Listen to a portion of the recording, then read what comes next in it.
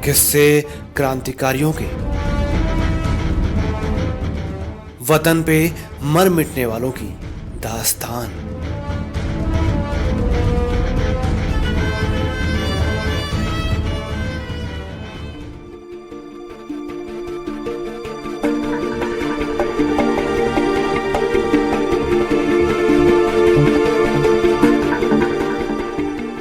साथियों नमस्कार। सहकार रेडियो के लिए पटना बिहार से मैं अमिताभ कुमार दास। साथियों, सहकार रेडियो पर मैं आपको क्रांतिकारियों के किस्से सुनाता हूँ, ऐसे लोगों की वीर गाथाएं जिनके नक्शे कदम पर, पद चिन्हों पर आप चल सकें। आज मैं आपको एक महान महिला क्रांतिकारी की कहानी सुनाने जा रहा हूँ, जिनका नाम है कल्पना दत्त। कल्पना दत्त का जन्म 27 जुलाई सन 1913 को चटगांव जिले के श्रीपुर गांव में हुआ था। अब ये जो चटगांव जिला है वो बांग्लादेश का हिस्सा है। कल्पना दत्त के पिता सरकारी सेवा में थे।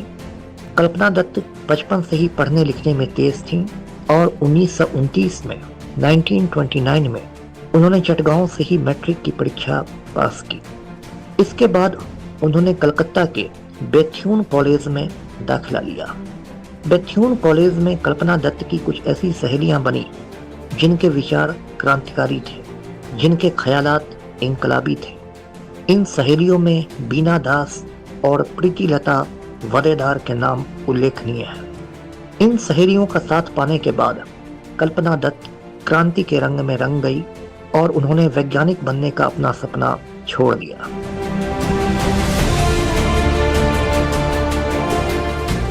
1930 में मास्टर सूर्य सेन और उनके साथियों ने चटगांव में अंग्रेजों का शस्त्रागार लूट लिया। शस्त्रागार ऐसी जगह को कहते हैं जहां हथियार रखे जाते हैं, अंग्रेजी में से आर्मरी कहते हैं। कल्पना दत्त मास्टर सूर्य सेन से बहुत प्रभावित हुई और 1931 में 1931 में वे सूर्य सेन के क्रांतिकारी संगठन में शामिल हो गई। मास्टर सूर्य सेन भी कल्पना दत्त से इतने ज्यादा प्रभावित थे कि वे उनको अग्नि कन्या कहकर बुलाते थे। जब पहाड़ तल्ला यूरोपियन क्लब पर हमले की तैयारियां शुरू हुई तो मास्टर सूर्य सेन ने हमले की जिम्मेदारी कल्पना दत्त और प्रीति लता वदेदार को सौंपी। लेकिन कल्पना दत्त पर पुलिस की कड़ी नजर थी, इसलिए वे हमले में शामिल नहीं हो सकी। हमले के दौरान प्रीति लता वदेदार ने जहर खाकर आत्महत्या कर ली और वे अमर शहीद बन गई।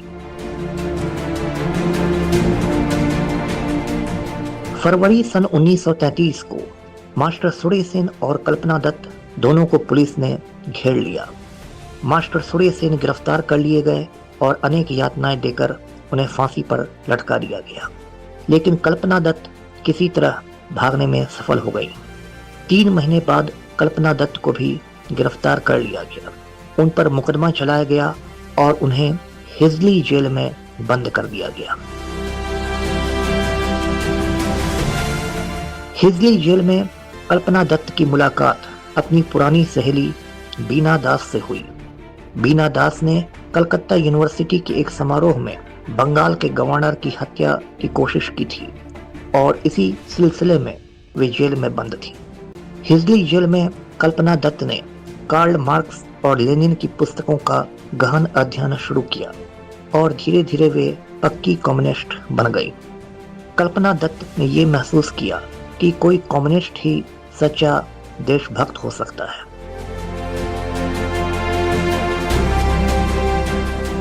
उन्नीस में 1939 में कल्पना दत्त जेल से बाहर आ गई। इसके 4 साल बाद 1943 में 1943 में उन्होंने महान कम्युनिस्ट नेता पीसी जोशी यानी पूरन चंद्र जोशी से शादी कर ली। इसके बाद लोग कल्पना दत्त को कल्पना जोशी के नाम से भी जानने लगे। 1943 में ही बंगाल में भीषण अकाल पड़ा। ये अकाल इतना भयानक था कि 30 लाख लोग मौत के मुंह में समा गए। कल्पना दत्त ने जी जान से अकाल पीड़ितों की सेवा की, उन्हें राहत पहुंचाई।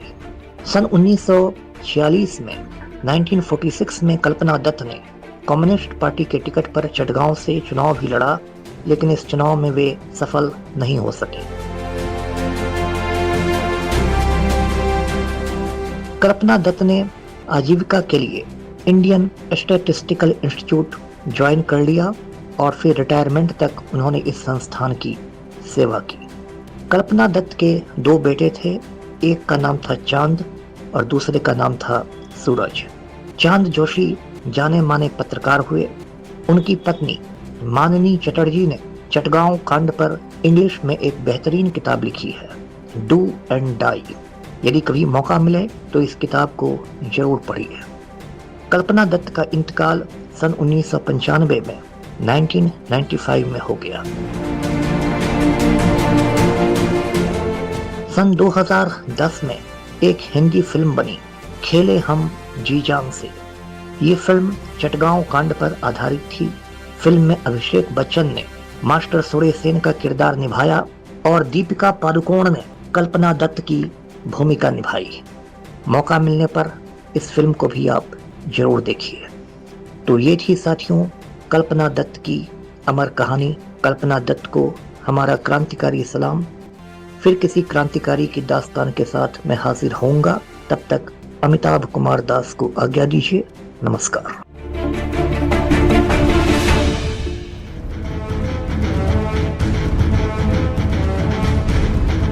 किस्से क्रांतिकारियों के, वतन पे मर मिटने वालों की दास्तान।